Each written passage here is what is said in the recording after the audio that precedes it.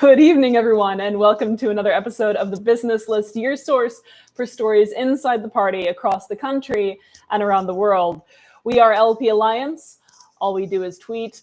We are an intercaucus coalition rebuilding the Libertarian Party and revolutionizing the liberty movement, and yes, tweeting along the way sometimes. My name is Amanda Griffiths. I'm joined by Rose Leatherman. I'm joined by Jake Porter, and I'm not joined by Kyle Davis. He's just here. Everyone, how are you? Sometimes we meme too, okay? Don't forget that part. That's true. Sometimes we meme too. That is very true. How is everyone? We would not have won Michigan had we not had our memes. Okay? That's absolutely correct. It was the memes. It was the people. Yep. It was Sorry, Michigan people. You didn't do that on your own. It was our memes and it was our tweets. People are going to think you're serious. And that is a terrible, terrible Probably. thing. But we are coming fresh from an entire, party's victory worth, I think, in Michigan. So maybe we can open with that. That is the good news. Yes, on Saturday, the delegates in Michigan turned out, made their voices heard, elected a multi-caucus and caucus-neutral slate. Kicking Andrew Chatterton out. He seemed very happy to go, though, quite frankly. Andrew Chatterton seemed to kind of be done with it by the time he was. It was too easy. Like I kept wondering, I'm like, is there some other plan? Like, are they going to try something after the fact, claiming that it wasn't properly noticed or some, the usual bullshit? And quite possibly. But it seemed by that point, we knew very early on how the vote was, how the day was going to unfold, based on the motion to amend the agenda, which of course would put officer elections first, thus making it very difficult to. That's true, Philip. That's very true. We have two Phils in the chat now. Yeah. Motion to amend the agenda, meaning that it would be very difficult. Motion denied. The Not well convention taken. Early. And so that was also a way of testing the room to see whether we had the people there, and indeed the right people were there. Michigan was huge. Michigan was one of those states that was just supposed to be a morale effort rather than a morale victory, and it turned out to be a morale victory. Watching that come together just over the past few months was really amazing. And again, hats off to everyone who was involved with that. What We're not wearing hats. Because I took it off to everyone who was involved with it. Kyle, we need to put on our taking off hats. There we go. Hats solely for the purpose of being taken off. I have any near me. Yes. Little lady. That is my hat. It is your hat. What is the win? What is the win in Michigan? You could be getting this hat tomorrow, but instead, I'm a flake. So, what is the win in Michigan? The traveling hat. Teach the us, sisterhood of the traveling hat. Everyone. The people rely on us to bring them the news, not just lols. What have we learned? What did we learn this past weekend? When you have more people on your side than the other side, you win conventions. See, I feel this is an important thing to point out because I watched a lot of NFL football growing up, and John Madden made those kind of comments a lot. So they must be important. Yes. It was actually, though, also a great example of a decentralized revolution. I think people talk about that, and it truly was that the Michigan effort and Michigan victory was Project Decentralized Revolution. And we talked a little bit about this on our Solidarity stream last night. But because of the way that Michigan is structured, so they elect the delegates for the state convention by district, right? So it was repeating that process on every level of like trying to whip votes, making sure people mobilized, and they did mobilize, making sure that all of these disparate strategies were working together up to that state convention, and having it be an effort that, again, was very much focused on the people on the ground who were doing amazing work, but also involved folks at every level in a distributed context nationwide. It's one of those examples of of making this ordinarily siloed party become tight knit, become this tight knit community by virtue of these deliberations and conversations and mobilization efforts from nationally distributed nodes to that hyper local level. So that was a wonderful thing to observe. So, but basically, what the Mises Caucus claimed that they were trying to do, mobilize people at the local level and do decentralized revolution. Yeah, I was going to say another thing we've learned when you are trying to implement a decentralized revolution strategy. Don't become obsessed with the idea that you have haters and saboteurs everywhere, and don't alienate most of the people who joined you because they thought that they were joining the libertarian wing of the Libertarian Party. Okay, that's you just accept that you have haters and work beside her every day. That's the thing. Yes, you're going to have people who don't agree with you. You're going to have people who don't like you. Okay,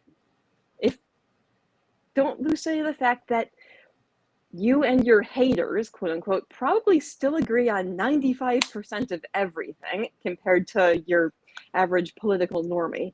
While I'm generally with you, when the 5% includes if it's okay to become an Imbezabel, it does make it harder to be friends. With a few exceptions, okay? Like if, yeah.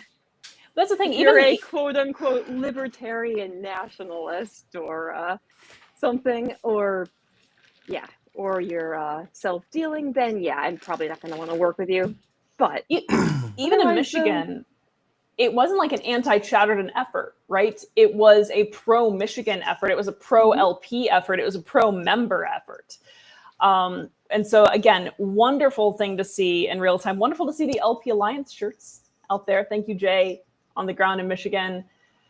Jake, you've been around this party for a length of time. What were your thoughts witnessing the win in Michigan? Well, yeah, I think this is a big defeat for the Mises Caucus, right? Michigan is one state that they have tried so desperately to hang on to, and to watch that go away, it has to be defeating for their morale. Mm-hmm. And I think that is a sign of things to come. I think California convention is this weekend, if I recall. Mm-hmm. Mm-hmm. I imagine it's going to go the same way in California. And there's very few states that they have complete control over now. And so this has to be concerning for them. They're not going to keep their LNC seats after this year. And it's a really changing direction that we have saw. And, you know, as furthermore, I did see the comments that all you do is tweet, right? It takes a lot of effort from a lot of different people, and tweeting it and getting out the message is important. On the groundwork is important. And it really is an alliance to get these things done. Mm-hmm. And so we don't want to take away from any of the hard work that anyone has done here. And that includes people that do get the messaging out there, that does inspire people and allows us to win. Yeah. On that point, I obviously I'm calling the person's name only because, like, if she ends up saying this, I want it to be a possible conversation there. Shelley's got a point in that, like, some of our organizing has been very quiet. And so people don't as easily see the things we've been doing. Which is part of the reason we're doing, like, the solidarity streams on Wednesday at this point. It's part of the reason we're doing things where we're trying to tell people what's going on inside and outside. That's why we want people in the Discord so you can see the things going on. That's why Amanda puts up an entire novel of notes about what we're doing every week as Sparks. Sparks for the torch. For the torch. Yeah, but if you don't read it, you can claim we're not doing anything. Okay. Right. See, but like, but everyone reads my work, Rose. That's the entire point. It's basically gospel at this point. The world over, in Finland, they're reading my stuff. Oh yes. Where'd the anarchists go, man? Everyone is familiar with Amanda's work. Exactly. Sorry, Kyle. Please continue. You have lots of fans. But it shows one of the growing pains that, like, we have, right? Because the biggest thing is to get the word out to everybody about what's going on, who's working with us, who's coming in, who's doing things. I'd love to have that conversation with Shelley. I'd sit down and talk with her about it. And that's kind of true for lots of the people that have problems. Hector Ruse and I snipe at each other all the time. He was on because we were willing to hear him out, and then I stopped being Well, willing to hear him out and yeah, would you spoke kick for her too many off if- people. Unilaterally kick her just off if you had her on? ejected him from the. And I'm the authoritarian on the stream, and Kyle's the one who's booting people from the stream for exercising their right to speech. It's incredible. He had no right to speech. This is my restream. Uh-oh. It's not. It's ours. This is No. how it starts. This is how it starts. but Jake did have a great point as well about how Michigan was seen as this Mises stronghold for quite some time. For those who are not aware, so you had 2 Michigan officers resign in 2022, the same year as the Reno reaction.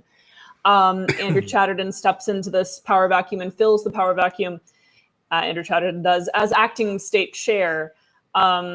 Unilaterally signs the state into Region 1 and then is challenged by a group of Michiganders who vote to remove and replace him with their own leadership. So now we've got 2 Michigan libertarian parties.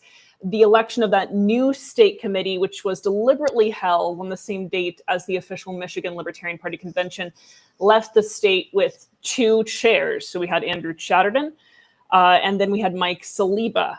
Had the latter group of delegates turned out at Chatterton's convention, the numbers do suggest that they would have been able to defeat Chatterton and install Mike Saliba uncontested. But ultimately what happened is the Libertarian Party Judicial Committee ruled that Saliba convention out of order. We had this multi-year legal battle regarding intellectual property and seating of delegates. And this, I think, Rose, is kind of your origin story in terms of leaving the Mises caucus that had to do with the seating of the Michigan delegates. Is that correct? Well, I had been growing increasingly disillusioned for a while, but they were like, there was the whole thing with Kennedy, and at the time of convention, like there was still the idea that, you know, at least the Mises caucus was consistently anti-imperialist and like we weren't the ones that were shilling for RFK, at least not in New York State. It turned out to be, there was a lot of variation on a state by state basis. However, yeah, like the whole thing with the delegates, like that was, I voted to seat them, and I know several other Mises people or people who were in the Mises caucus at the time who also voted to seat them. Like that was where a lot of people started to really like question their decision to be with the Mises caucus. Like I actually overheard several conversations just walking around convention by people being like, oh yeah, I joined the Mises caucus because blah, blah, blah, but this isn't what I signed up for. Like, and what like, the worst part was the leadership seemed completely oblivious to this. Like they did not seem to understand why people were questioning whether they wanted to continue to be associated with them. Like, Where? yeah. What This is other what group happens of libertarians? when you refuse to talk to your haters, okay? You lose sight of how you look to people outside your inner circle. What other libertarians are currently talking about things that they voted for and then didn't sign up for? I feel like we'll probably figure that out by the end of this episode. Couldn't Dave- possibly be the fusionists, could it? Dave, Look at that. So they got 2 Michigan LPs thus. There was a convention that had Chatterton reinstated. So again, 2022, you lose 2 officers in the Michigan LP. Andrew Chatterton becomes chair in that power vacuum. Then Chatterton has Michigan join Region 1, that supposed Mises super region. There's a lot of anger around that. And then there is an opposing convention held by Andrew Chatterton's opposition, where it's deliberately held on the same day, same time, different location as the Chatterton convention. And then, so both of those conventions occurred simultaneously. One elected Andrew Chatterton, one elected Mike Saliba. So you had 2 parties that were claiming to be the rightful representatives of the Michigan libertarians, and that's why there are multiple Libertarian Party of Michigan / Michigan Libertarian account, etc. We're usually pretty clear on that one, Phil. Like good question, because within the leadership there were 3 factions, and now we're back down to 2. Like we had the Mises caucus, we had the Mises splinter faction, which was the Nikela faction, and then we had the non-Mises faction. Opposition. That second one is probably imploding, so now we may actually be back to Mises versus non-Mises, which, I mean, back to how it used to be. Good old days. yeah, we'll It's see weird how it that plays Mises out. is now the Prags. They're the Oh, neoprags. I've been calling them neoprags for ages, and No, it's they're the Mick Prags. there we go. There we go. Yeah, it's funny because like the whole reason I, along with a ton of people, joined them is because we were so sick of the Prague stuff. We're like, Mhm. no, we want radical, principled, libertarian messaging, not this watered down crap. So, Then we yeah, went again, from this Bill is not- Weld this to is- RFK Jr. Yeah, I was one of the people who was angry about Bill Weld being associated with us, and I'm like, we want pure libertarian messaging. And Yeah. like And the then reasoning and for they Bill still Weld was think- also because they hoped for money. Like Uh-huh. it's the exact same play. It's so frustrating. It's We got almost like- nothing out of it. Is this our fate We got too? friends we Seems made like along this the way. it seems like this just happens to anyone who tries to get involved with any sort of political third party. Even if you tell yourself, okay, this is just a front for my activism, I'm not going to try to get involved in the political process. Are we just doomed to become corrupt sellouts? Well, no matter who you vote for, you always get Bill Weld. You know, it's just Yeah. it's the The truth. curse. Yes, The Welderman. Yes. This is the Weld this is effect. the everyone I don't like is Nick Sarwark meme, but everyone that I vote for is eventually Bill Weld. But you know, After the revolution, everyone will be Bill Weld. Yes. and Yeah. Rose, you remember for years it was the Mises caucus going on about this socialist or communist faction within the party, and I think there was like 3 guys, right? They But were all me. Yeah. they were so concerned with this takeover, this left wing takeover. They warned people about it, and they told me about this in like 2018. And I'm like, as best I can tell, this is 4 or 5 guys. This is nothing. This is not a real Yeah, threat. but Joe Jorgensen said we had to be anti-racist, so clearly, Oh yeah, You know. that was. yeah, That's when it all changed. that's like the Holocaust to us. plugging our own interview with Joe from a week and a day ago. Joe said several things that are very much right libertarian views, right? She was anti-BLM because of the organization sucking. She was very against everything for COVID. And I remember in 2020, because I was excited about Joe Jorgensen, because it was like, hell yeah, we're bringing Harry Brown back. And I had listened to Michael Heiss at that time go on about how she's a leftist. And it's like, if Joe Jorgensen is far left to you, how far right are you? And the answer was not at all. The answer was, he's just another fucking Marxist. Yeah, people don't know what leftists actually are. Like people Don't. kept saying Chase Oliver is a leftist because apparently leftism is when gay to like leftism is when rainbow flag to a lot of people. I mean, they're Like, right, but not in the way that they think they are. So Right, yeah. like- yeah. I mean, you can't straight up say that you support free markets or that you support capitalism and then also be a leftist. Okay, that's not how this works. Mhm. Joe, she did say it, however, like at a speech, I think is what people also got upset about. She did say something about being anti-racist at a speech. It was, people blew it way out of proportion. Back to Michigan. So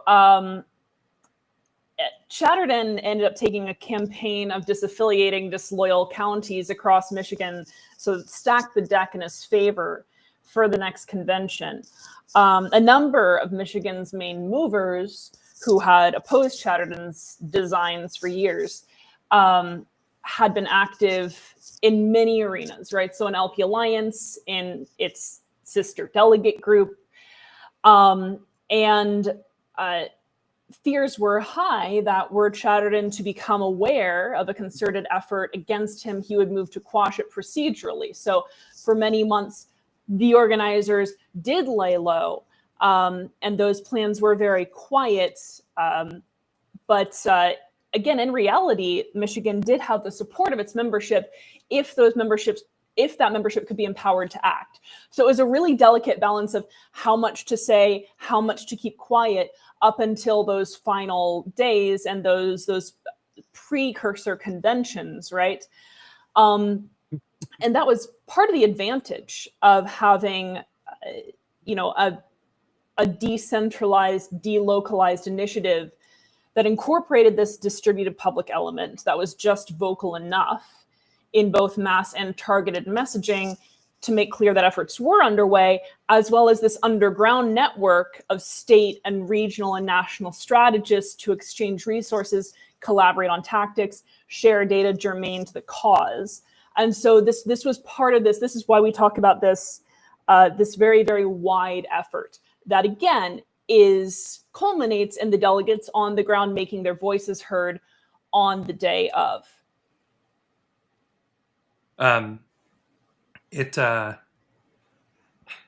Speaking of the staying quiet, the groups that were organizing were quiet enough that some of the members in their own groups were upset about it. They, there were accusations of well, why am I not in this particular secret group?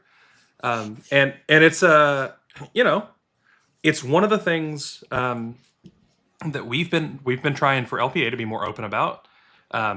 There's a, to be totally honest on a thing, then not everyone is invited to it. It's kind of an outreach thing. There's a group that's LP Solidarity that is trying to go out of its way to help candidates on the ground all over the place. And that is the underground delocalized effort. Yeah. I think my focus will be on campaigning for taking all these secret groups and condensing them into one. And that is what Solidarity is. Yeah. Yes. So that's what condensed much Solidarity would be currently existing other secret groups. Because there are too many to keep track of. Yeah, it's too much effort, and you don't want to broadcast a lot of the things you're working on, but setting up in a forum style so that it's just getting people in for LP and working for the conventions and everything else.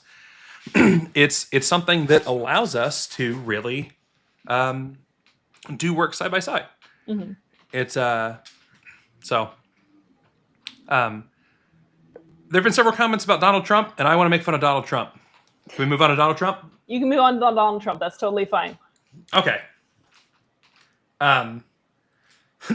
So Donald Trump has forced the EPA to officially dissolve its scientific research arm. So the EPA, instead of having reasons to do things, now they still have the same empowerment they already had, but they don't know why they're doing it. And that's exactly backwards from what I would want from that. Do I want any government EPA thing there? No. However, if it's going to exist, it would be nice if it was based on something other than feels. But wait, I mean, honestly, the way that scientific research, government-funded scientific research goes, a lot of it is just, okay, we have this bias, let's figure out a way to confirm it, in all fairness. Oh, yeah. I mean, I work as someone who's in been in the government field. Yeah. I work in the field. The whole way that scientific research is carried out, it is way too dependent on government research grants. So, whether or not you get funding, it's whether you even have a job or whether you're able to do your research is entirely dependent on who happens to be in office and whether or not they're willing to give you, those government grants. So, writing a grant, half of it is having the right connections and making sure that your grant contains the correct buzzwords. And It's not a the wrong serious ones, problem. since now they're filtering out certain buzzwords. Yeah. It's First and time they're I ever worked absurdly in, fragile. Had to find a way to work in that this was somehow related to climate change. It's a problem. But for a while, I'm okay, clearly we need some government because who's going to fund scientific research if we don't have a government? No one, if it's not profitable, no one's going to want to fund research. I don't really know what the answer is. However, the current system is clearly also not sustainable because, okay, you get someone in office who isn't going to fund scientific research and then there's no research being carried out. So, yeah, I guess there's always going to be that question of will private companies step up to fund research? Well, I think they kind of have to. I think the current system allows them to, wait for. I think the current system allows companies to wait until someone has a lab or whatever entity has something that sounds promising. They have a drug candidate or something, and then they can step forward and say, okay, we'll fund this because you have something that sounds promising that we can actually make a profit off of. However, if there was no government funding, I think you would I think private companies would have to fund more of the research. Well, you get like angel investors, right? And this is why like university accelerator programs are valuable. But yeah, if you had companies funding studies, you get the same problem, right? Is they're going to fund a study that is complementary to their interests, which is again sort of why individual or small group investors are a valuable thing. I agree with you that it is, any time that you give any large institution, whether that's a government or a business or whatever else, the ability to decide what is science and what is not, you get bad things. It's a scientific term, bad things. Yep. Right. And so the other thing that's going on with Donald Trump this week, the other big one, has to do again with his immigration policies. And so there's multiple factions of this that have all broken over the last couple of days. So the first appeals court to look at his executive order on stripping birthright citizenship says that's unconstitutional. The first Venezuelans who have been released from El Salvador have shown where they've been tortured, and that all the claims from El Salvador that it was very clean and nice and everything else are lies. It's also come out this week, and Reason's got a great article on it, that the Riley Locken bill has been completely ignored by ICE because Trump has specifically told ICE that the thing that matters the most is not catching the criminals, but catching enough illegals. So they aren't tracking known criminals. They are going after anyone illegal because the number of illegals deported is more important to them than actually stopping the criminals. So everything all the things we've been preaching about for the immigration policy have been total horseshit.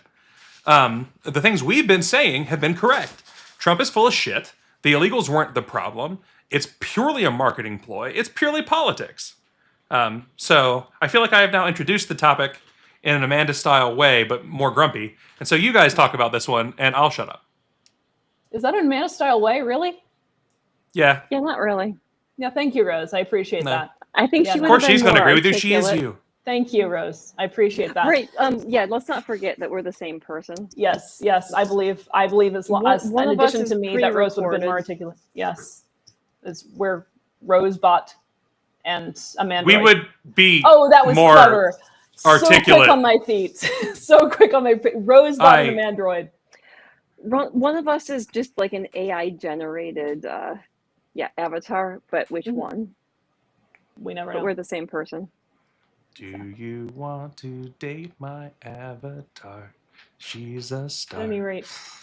So anyway, I'm the only yeah. one who's like on medication on this stream. Well, no, just Kyle's. I'm joking. Anyway, So many meds. yes. But not compared to Amanda. She takes like an entire pharmacy a day.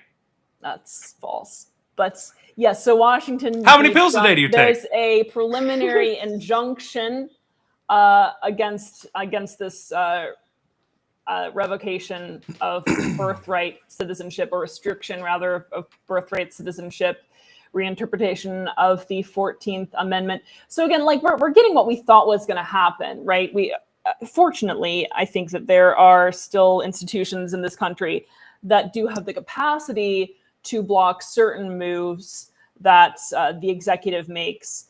Congress hasn't been one of them, though. It's just what's such a problem is when all of this happens because Congress just outsources the hard work of making decisions to bureaucrats. And then everyone complains. Look, it's easy for Congress not to do things because if they do things and things change, and if things change, then what they exist to protect, which is their own status quo that got them into power, is threatened, is jeopardized. If things change, they have to find new problems. If things change, people might not agree with the solutions. So instead, they can just outsource things to bureaucracy and be very, very happy with their incumbent status. Again, a lot of this comes down to, I'm going to say, congressional inaction and citizen inaction. Because when Congress doesn't do anything, then whose job is it? The same people whose job it has always been, citizens. Just like, Right, it's the burden of the membership of the party to do something about the leadership of the party. That's what I'm like hearing. there are still some remnants of a republic. Like Mhm. occasionally you'll get things that actually, like occasionally you'll still get checks and balances actually working. You'll have whichever party is currently in power, they'll try to do something that greatly oversteps what is supposed to be within the bounds of their authority. Occasionally, like a court will step in and say, no, you can't do that. They'll block something that's obviously state overreach. Mhm. It doesn't happen often enough, but it, like occasionally you'll see the system still working. And Mhm. this is one of those examples. Like, okay, obviously one president can't undo an entire constitutional amendment. Like that's supposed to take like it's supposed to be difficult to change the constitution, and that's by design. Like Mhm. you're not supposed to be able to have a president who can just rule by decree. But So again, we it don't. is working for now, but yeah, In it some frequently does respects. not. And we don't want to have to wait for the court to do certain things, and especially because the court does not have enforcement capacity. Right. If It's the court can rule that something was unconstitutional, okay, there are no repercussions for the people who passed an unconstitutional policy in the first place. And then what usually happens, they just pass another one under citing some slightly different law, and it'll take another 3 years or so before a court rules on it again. what happens psychologically is that individuals outsource their agency to Congress. Congress outsources its agency legislatively to bureaucrats. Bureaucrats outsource their agency to like maybe kind of local conglomerates, or so sometimes they outsource their agency to businesses. So again, all of this comes down to the individual outsourcing agency to someone else. Take that agency back. If Congress isn't going to act, if bureaucrats are going to give things to businesses or vice versa, then again, it is incumbent upon people to act. We need to stop being lazy. We need to stop being scared. Yeah, during the Trump administration, there are no citizens. True, Joe. Mm-hmm. The other fact in this, I forgot there's a fourth thing that's happened with this week. It is now a crime to give any PPE, personal protection equipment, to ICE protesters. You Not give surprising. ICE protesters masks or even water is considered potentially on this list. You have committed a crime. Discuss. So if you're just passing out masks because what if somebody has a virus or something? You've committed a crime. Mhm. This is not surprising. I mean, I live in New York. It's illegal to sell body armor here because they outlawed body armor. So you can't protect yourself because what if you use that to protect yourself against the state when they want to kill you? So like this is not a new concept for people who live in some of the like least free states. But This is Wisconsin. I can see how this might be might be a new concept to other people. Libertarian Party of Wisconsin, and I think some other state affiliates are working on this as well. We passed a resolution at our most recent meeting urging libertarian participation in No Kings demonstrations with libertarian language and libertarian messaging. And among those, among the best ways to get out a message at a demonstration is, fans and water bottles. And Kyle's here talking about how water counts as PPE. I would still go and I'd still pass out water bottles to people who are at the No Kings demonstrations. Again, I agree. there are various forms of civil disobedience here, and I would love for them to try to take like someone to court and say that because you handed someone a freaking N95 filter mask, that you are somehow standing against the government. look, Kyle, it just depends on the time, okay? Like sometimes N95s are mandatory, sometimes they're prohibited. It just depends on what the government wants. It is funny how much the pendulum has swung on that. Yeah, because it used to be illegal to gather without masks. Now it's illegal to gather with them. But Well, that's the problem with reactionaryism, right? Right. Mhm. But Well, like, wouldn't they have to be able to say that like you distributed masks for the sake of helping people evade, I don't know, detection by facial recognition software or something? I don't think they Which care. should be a right. I mean, like you should be able to try to evade facial recognition software. Right. Yeah. If we found a right to privacy, then that seems fairly fairly self-explanatory. I pass out cake for folks to eat at No King. Is it a No King cake, Joe? Is cake considered PPE? It keeps your blood sugar up so you don't like collapse from low blood sugar. So Well, the biggest problem is that Joe uses masks to shape them, and sometimes he just leaves the mask right underneath the icing. So it's... How do you use masks to shape a cake?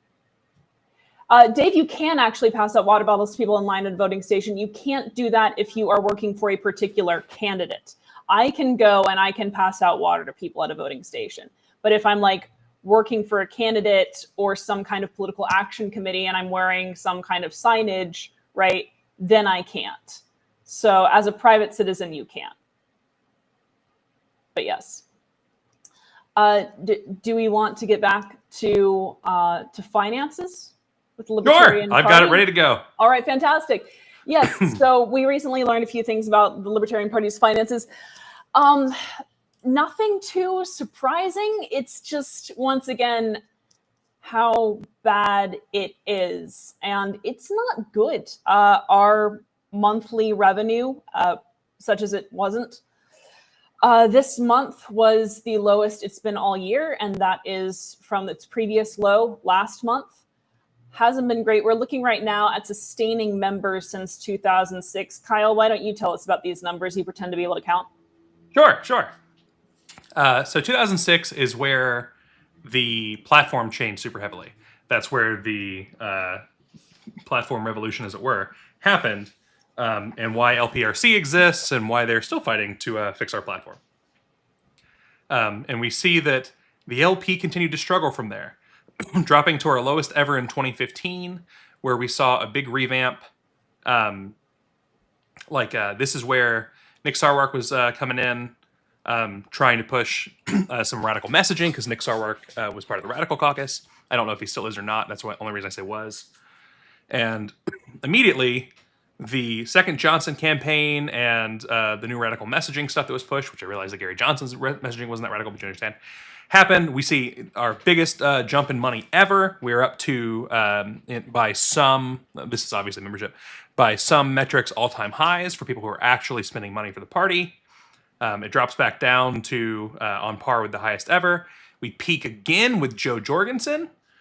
We come back down. We're still at the highest sustaining ever. And if you see, like, this kind of a trend is consistent after presidencies.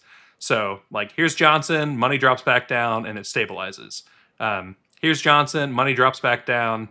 There was a big change, so it didn't fully stabilize, but this is kind of what you expect. 2008 stabilizes. So this was the stabilization level after 2004 with Bednarik and everything.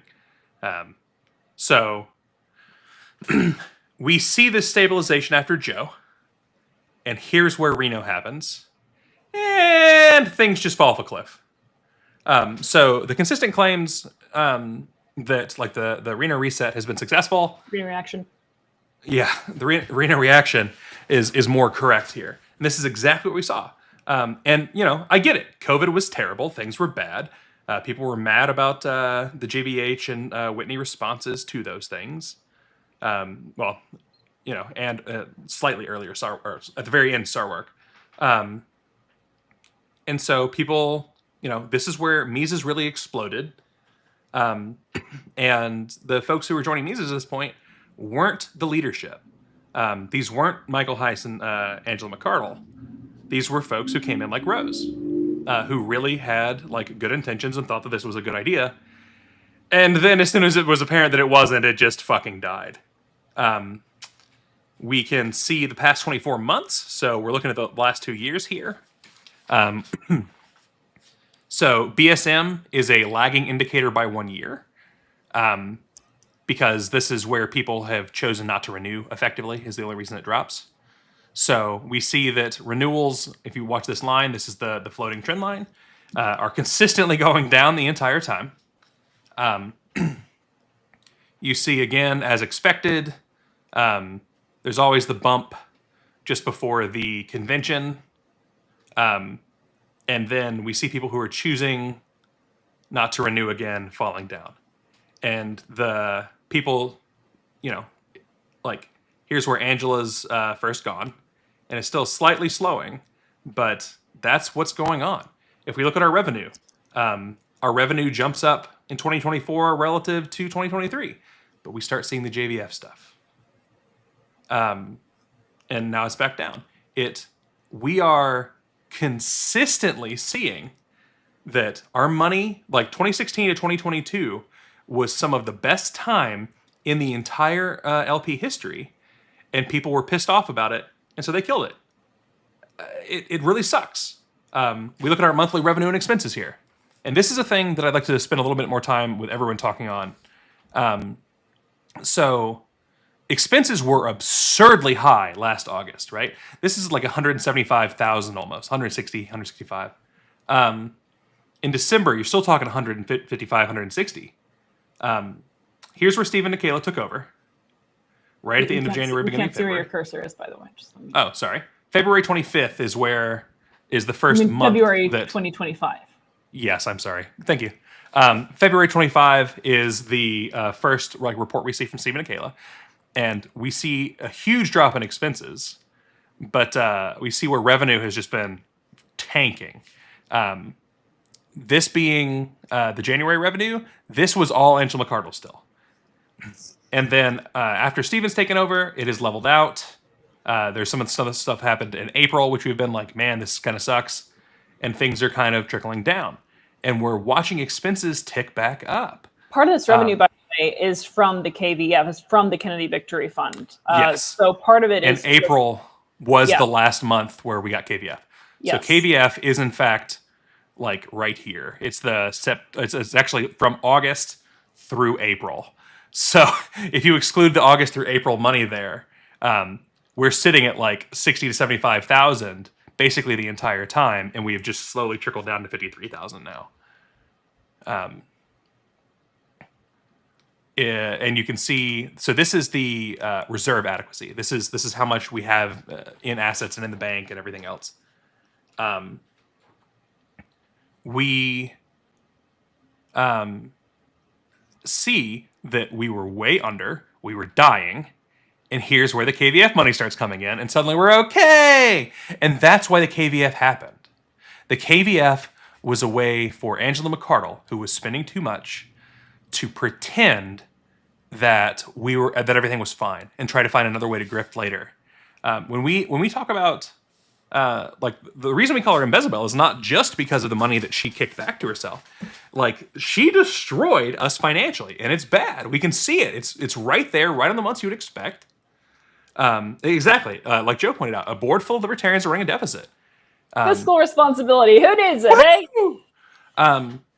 And were it not for something that could still very much be don't ruled, matter, Kyle. oy vey, that could be ruled illegal, and thereby we may get penalties on have to pay back, we would literally be bankrupt already. Like McArdle, arguably was forced into the KVF, but it's only after 3 years of her being fucking pathetic. So the other thing in this, and this is on the LP business list, a thing that I haven't talked to Amanda yet about, Amanda and Sarah really, is that I would like to start mirroring a lot of the stuff from that business list over onto the Torch so that there's an easy way to search for it and find it in the future. We do in Sparks. I take things from the business list and I put them in Sparks. Kyle, everyone knows this but you because everyone reads Sparks in the Torch. You're putting this PDF in the Sparks? Actually, I was planning to, yes. Well, I stand corrected. So, notice our cash over this year. We had 250,000. We dropped 5K.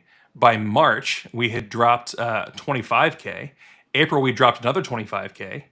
And then KVF money is completely out. It's dwindling every month here. So at May, 183, 166. We're losing money constantly. And you can look at the breakdown for membership revenue. This is probably the last thing that's really interesting here. 2019, $623,000. 2020, $880,000. All the claims that 2020 was terrible for us? No, it wasn't. 2021, still at 700,000. 2022, 620. This is half old guard, half reactionaries. and it's still up relatively high. 2023 is the first time we see after reactionaries come in, and it has dropped $250,000.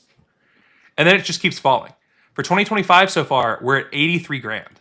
We are on track currently to be at like 150,000, a quarter of what we were in 2019, a quarter of what we were during the reactionary takeover in Reno. And the last thing that I want to look at, the thing that I want to kind of make fun of here, is actually down to the LNC's donations themselves, because those are public for everyone to see. On this, See, Kyle's gonna last mock page. people for not paying enough into the party. Look, Kyle, I appreciate the power. I think that is I not think true. Adherence to the platform. That's not the problem. Okay. Like, Rob Vincent's paid $50 ever into the party. But we come down because we've made fun of Jim Wiley's status before, and Jim Wiley made the claim that he didn't know that he wasn't a member. Jim Wiley has put $90 ever into this party. Austin Martin is also new to the party. He's at $86 ever into the party. You are indeed mocking people for not putting enough money into the party. I'm not mocking them for You not putting are. enough money in. I'm mocking the fact that it's not that they haven't put enough money, it's that they haven't even donated previously and that they're being forced into leadership. At the point where people aren't... Yes, we can, by the way. Do what? I was responding to Jocelyn. Oh, yes. But Yeah. go on. You know, I could certainly go back and look at other people that I don't think have put enough in and laugh at, or I could try to compare everyone to Bill Redpath, who has put more than most of the people who are watching's salary per year over the last 35 years and be like, that should be our bar. But that's not the point. The point is that we have a group of folks who are taking people who have done no fundraising for the party, they've done no paying into the party, etc., and we're putting them in points of leadership, and it's because so many people are being run away who would otherwise like be doing this work.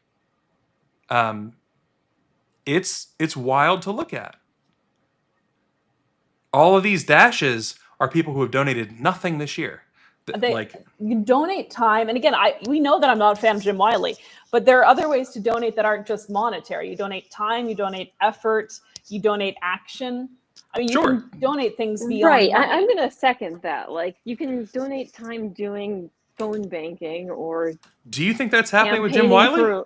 for distributing literature for libertarian candidates in your area, hosting hosting meetings for your local county party or something. Like, yeah, not everyone can give a ton of money.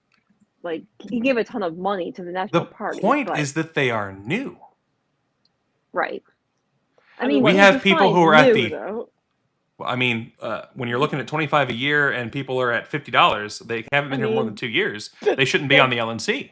Oh, I that's don't think me. that's necessarily true. I don't Right, like, I I don't was with believe my authority by state party seniority. I long don't before- think that's necessarily right. you know. I kind of put off joining the national party for a while because I'm like, I don't want to join it until I'm sure that it's going to represent me, and then I kept putting that off because that kept not happening. Like, again, I don't necessarily think somebody needs to be in the party for a really long time in order to be on the LNC. I take it into account, what is their track record? Do they have one?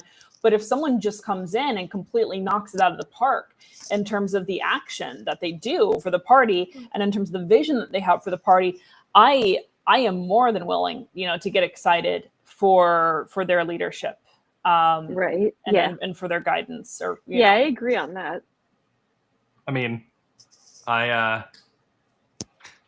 I would argue that if you look at the people who have been consistently mediocre from the LNC, they're all the ones who haven't put any money in. But so again, you're going Well- back for one or the other. It's like they haven't put enough money or they're new. And I'm like, I'm agreeing with you. Not a fan of Jim Wiley and what he's done. You're right. He hasn't given much money and he hasn't given much time. But I think that's a problem with the individual. I don't think that's a problem that can be extrapolated outward to how long have they been in the party and how much money have they given to the party.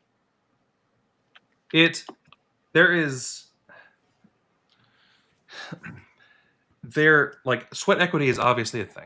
I'm not trying to argue otherwise. Equity. But sweat equity also takes time. Something has to have been given to the party before you are really integrated in the party. I'm a fan of like seasoning requirements, but like it doesn't necessarily mean that you have to be a dues paying member. Like you just have to have shown that, okay, you've served on committees, you kind of know what you're doing, you have something of a track record. Like, because I agree, you shouldn't be able to join and immediately become a delegate or immediately be able to be elected chair of your state party or be elected to the LNC. Like I agree with that, because like Right. that's how you end up with hostile takeovers. Mhm. But like it's not necessarily monetary. It's you should have to have some kind of track record proving that you know what you're doing and you have a consistent set of principles. I mean, when we look at like the consistently like most toxic people who've been on the LNC, as far as toxic to the party, not necessarily toxic in personality, they're consistently the ones that have never put anything into the party. But yes, exactly. But that's not just money, right? So you're extrapolating. I'm saying anything. Sweat equity counts as counts. Right. So again, but it's not only monetary. I understand that, but it is one signal toward it. And that is a product of not caring. It's not a cause of not caring. Sure, absolutely. But yeah. The other issue is that we continually have been setting our revenue expectations far too high, right? Like our bi-month revenue expectations have been illogically high at this point. Well, and everything's been turned into this ideological battle, right? Whenever sometimes serving on a board means, do you get results? I don't care what your ideology is. Do you get results? And for far too long, we have ignored this, and the LNC has ignored this of holding themselves accountable, holding the chair accountable, holding the staff accountable, or whoever else, because they've turned it all into an ideological battle. And it's not. There's a certain time when it comes down to, can you govern or can you not? Can you run an organization, a nonprofit that is profitable? Can you do that? Or are you going to just continue to lose members and never question it? Always blame it on someone else. It's always the presidential candidate. It's always somebody else, the other side's issue, instead of any self-reflection. And if you did this in any kind of corporate job, if you did this in most any other nonprofit, you would be fired. Mm-hmm. Mm-hmm. And at some point, the party will go bankrupt, and that's exactly what this looks like. Mm-hmm. And instead, we use these schemes like the Joint Fundraising Committee, but the fundamental problems still exist. And now we've got the people, the old timers that won't donate and won't come back, and we've got the Mises people that were paying very little, but they're leaving now too. And so now we're stuck with having no one left in the party. Right. Yeah. And to answer Jocelyn's question previously, so the LNC is not the party. So the membership and the platform are the party. The candidate is not the party. The membership is the platform of the party. And the LNC can go bankrupt and we can remain. Our ideology does not have a monetary value. Libertarianism isn't something that has a price tag attached to it, right? So yes, we can get out of this. The libertarian thought will be completely unperturbed. But it is true that as a party, we need to maintain ballot access. We need to maintain political and social capital. None of what we've been doing, or very little of what we've been doing in leadership the past couple of years, has been achieving that. And once again, comes down to us, the members. Just like we were talking about with coming down to the citizens in terms of changing governance. Comes down to the members to change this. Don't rely on the LNC to fix it. And maybe you don't have the money. I don't. Maybe you don't have a ton of time. That's why we have coalitions. That's why we share skills and resources and assets. And maybe you can't run, but you can do activism. You can engage in demonstrations. That's why this is so powerful. That's why member action is so critical. Not just running candidates and waiting for the candidate to save the party. You can't wait that long. We can't. You've got to. Right, the party will be fine, okay? This party started out having its conventions in people's living rooms. Worst thing that can possibly happen is we have to go back to that for a few years. Okay, but we can rebuild, okay? The people who are saying, "Oh, this is the end of the party is dead." No, the party is not dead.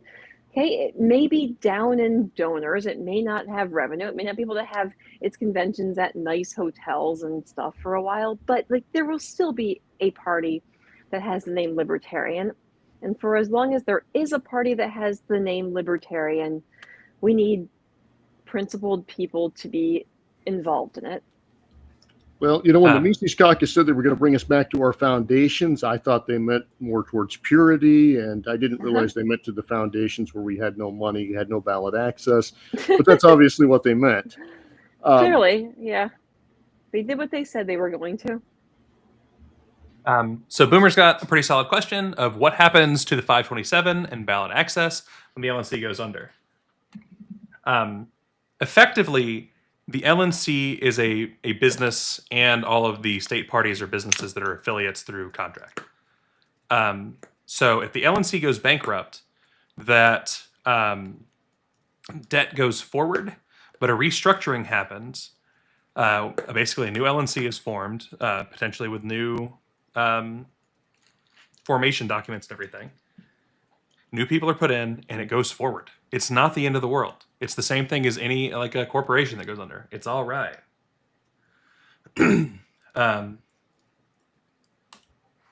Like it's not ideal, but it's not that big a deal.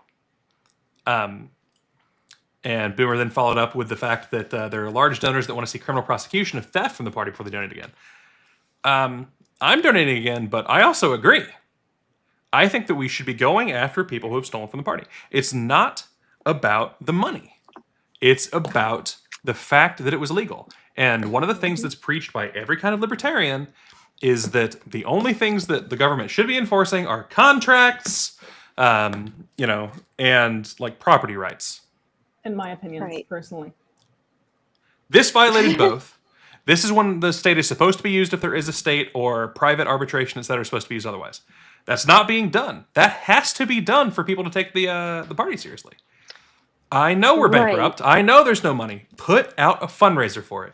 Don't do the half-assed thing of like, well, if you want to see it, here's the fundraising link over here. No one's gonna advertise trust for that. it. No one's going to trust that. Okay, they already don't trust that their membership dues are going to go where they need to. Like, okay, and then you have a party that's not even, as far as I know, as of yet, has not even filed an official police report.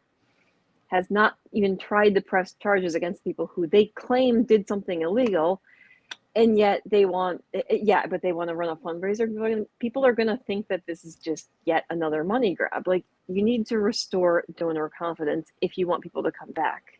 This is going to be a process.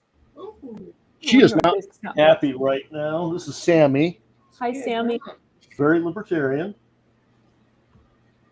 Oh, is Ketsa. That's what they do. Cats are pretty libertarian. No, you mentioned that, and Angela McArdle she's still plotting to come back and purge people from the party, and I think would still like to hire Freedom Calls again. Now I don't think that part's possible. It is possible she puts a proxy as LNC chair that does hire Freedom Calls or another company for hers, or they bring her back on as staff or whatever else. That is a real threat. I don't think she's going to become chair, but she still has the potential to cause quite a few problems. And right now she's palling around with socialists at the LaRouche conferences and getting awards from them. It's bizarre, the people that she invited. She invited this LaRouche group to come to the convention and pass out their literature. You don't think the LaRouches are libertarian? They will tell you they're not libertarian. They get mighty upset when you bring up the word libertarian to them. But they have like a couple positions that like you can like they almost are like they almost have the right idea, but not quite. But I mean, in New York, every single election cycle, the LaRouche people come to us and try to make deals with us, and somehow they always get their candidate on the ballot. Like If you had to It would talk be- to him, though, you would just sign the paper. Please just go away. I mean, you Maybe we wouldn't should I think try that. Might be what Yeah. happens. Like, because the LP and Y frequently, like, will make deals. Okay, like, we won't run a Senate candidate if you help us gather signatures and stuff. Like, but yeah, like somehow they always manage to get enough signatures to get their candidate on the ballot, but no one else. Everyone else has problems collecting the ridiculous number of signatures you need in New York State to get a third-party candidate on the ballot. Like, yeah, they're an interesting group. I've always wondered, like, are their signature collectors paid, or are they just really, really dedicated? Usually they're paid. Usually. Yeah. We tried that too. One year, the Libertarian Party tried paid petitioners, and it still didn't work. I blame New York. I do too. I'm just like, what? The LaRouche people must have connections then that we don't. So the question is who? possibly foreign connections, but that's a whole nother topic. Yeah, I wasn't going to go down that rabbit hole. It feels like everyone has connections that we don't. Seems are the it. That's how connection. the game. That's how the game actually is really played. not true, because we've got connections with the entire party, and not just No, not we no. as in like the four of us, but I don't We as mean an like LPA. LPA. I know. I mean LP to everyone. I know. It feels but like that's- every other party's got that's better what connections. We're trying to do. We Kyle. need a deal with some foreign government that can send us dark Don't tell money. No. I'm saying it that we need this, but not that we already have it or anything like that. She's making a pitch.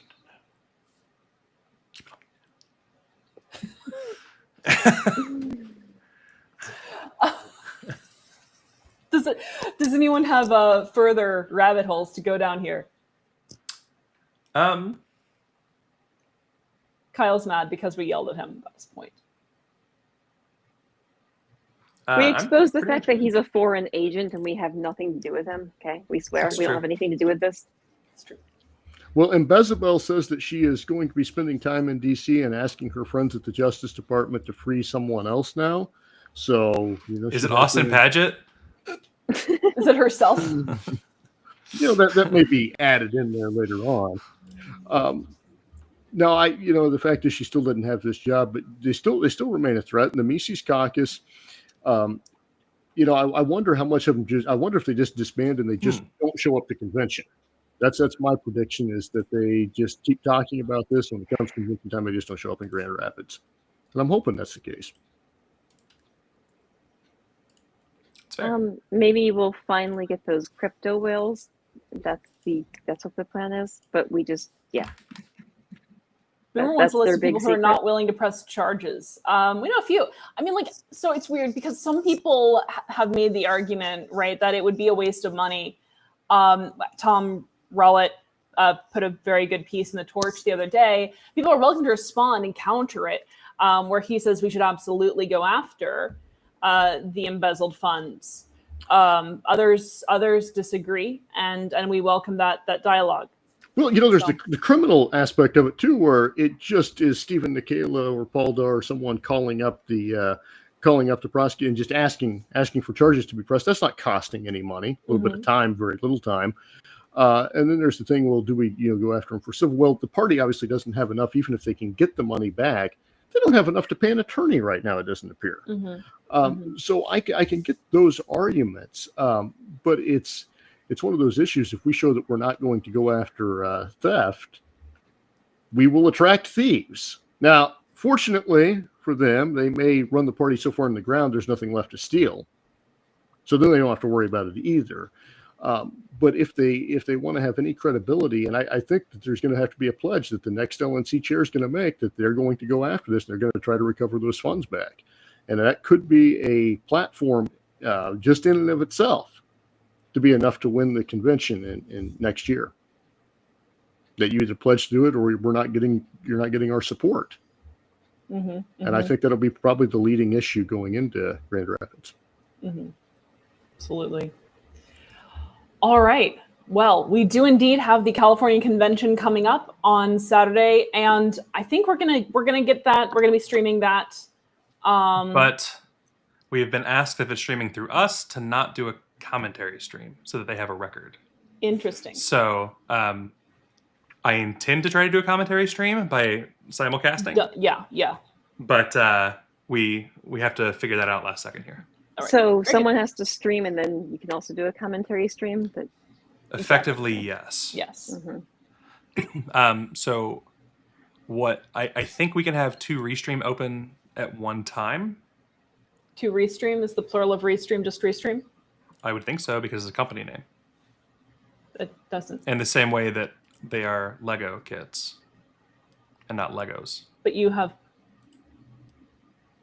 Anyway, so, and I can probably do a history stream to like my YouTube or something, and then we can use the LPA one to do the commentary one, and we can link to both, something of that nature. We'll get it done. I agree, Ken. They should do their own if they want it their way. So what's happening? I know the inside of this a little bit, so I'm. What's happened is Adrian's never gotten to the equipment. Correct. Adrian had invited LPA to do the stream. I've got some stuff that's come up. I can't do it anymore, and I'm the person who's got access to cameras, etc. So I thought there was no way to do it. I was like, I can't deal with this right now. Well, I found out this week that California actually does have cameras, and it seems like Adrian may not know that they exist. They're in a storage unit. That he's never gone to. So instead, one of the members on the ground has an iPad with a microphone and intends to stream basically from that iPad to try to be able to catch things. We don't know how good it's going to be. We're guessing it's going to be similar to the Michigan stream.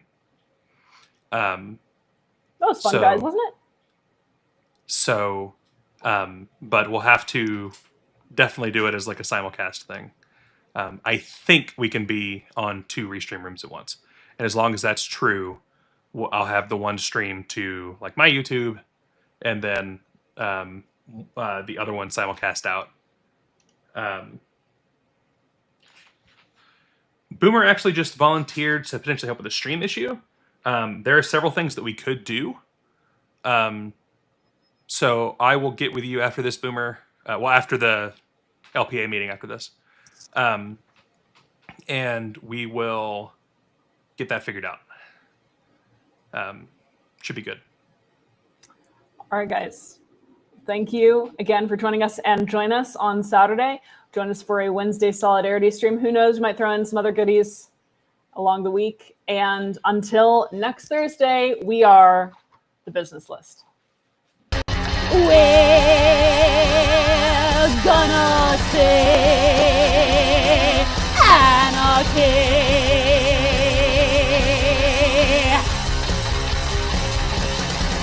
And we're gonna say anarchy. Full transparency. Now I wanna say anarchists on the business list.